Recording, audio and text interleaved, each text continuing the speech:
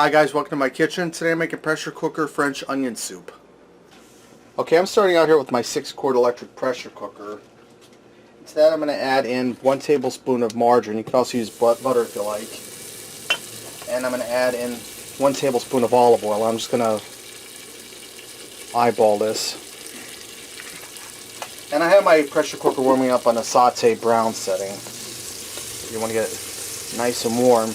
And the reason you put the oil in with the margarine or butter is so it don't scorch on you.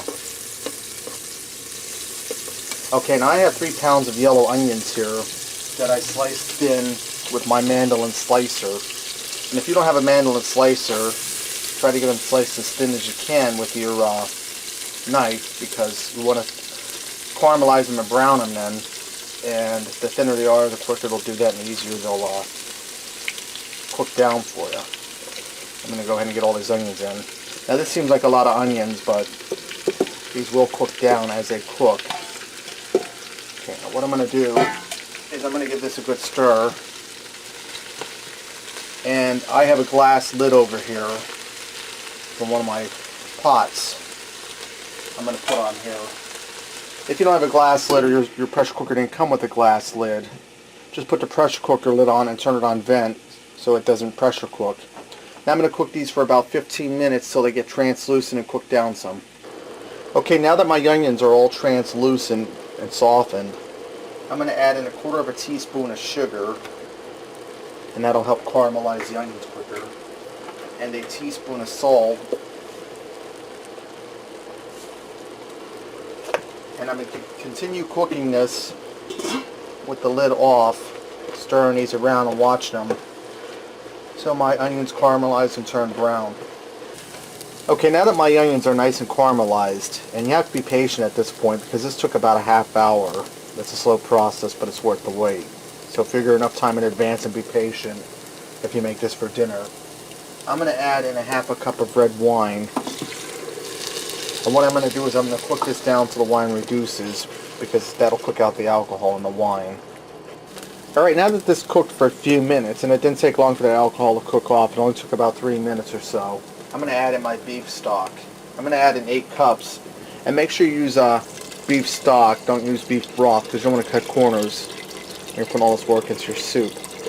And I've showed my old subscribers for the new ones, cut a little hole on top of your box to make sure your stock pour out nice and smooth for you, it's not chugging around. So I'm going to get that in there.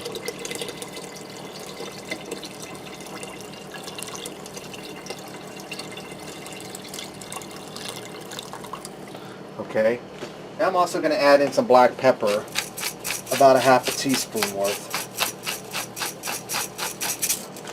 I'm going to throw in a couple of bay leaves, I was going to say thyme leaves, go figure, and I'm going to put in about 1/2 teaspoon of ground sage.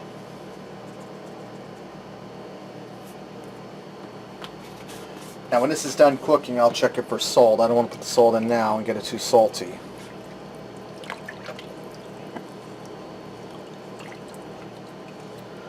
Now I'm going to put my lid on, my pressure cooker lid.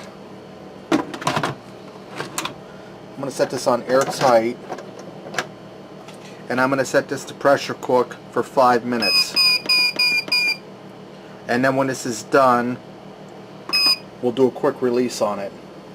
Okay, my 5 minutes are up, and I'm going to pull out these bay leaves real quick, and then we'll taste this for seasoning, see if it needs anything. Careful here because these are super hot, and the other guy's missing in action areas. And you're probably saying, well, so it's all said and done, just took almost an hour to make. But if you were to make it the traditional way with a pot on a stove, I'll just stick this in here, you're looking at about 3 hours to get the same results. So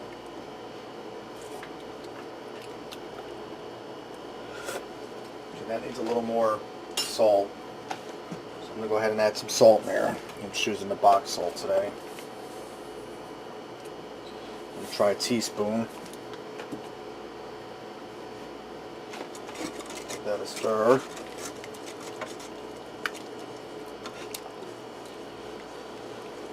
And then I'll give it a taste.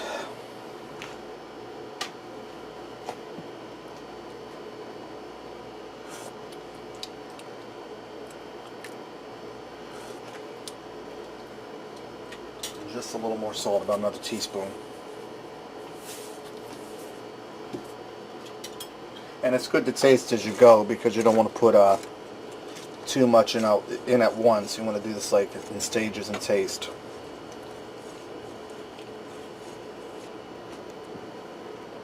This a taste. I'm sure this will be fine. Yep, it's right on the money. Now I'm going to turn this back on brown saute. Start that up. Now I have a flour water slurry here I made. I'm going to stir a little bit of this in here. It's going to give it a little bit of body. So you're not just eating onions and beef broth. And I'm just adding it until it looks right. I don't want to get too much in because I don't want it to taste like gravy. That's looking good right there. Now I'm going to let this cook on the saute brown setting with the lid off for just a minute or so until it starts to thicken a hair. Okay, now that this cooked for a minute, it's starting to thicken up a bit. We're going to dish it up in the bowls and move on to the next step. Okay, now I have these all dished up.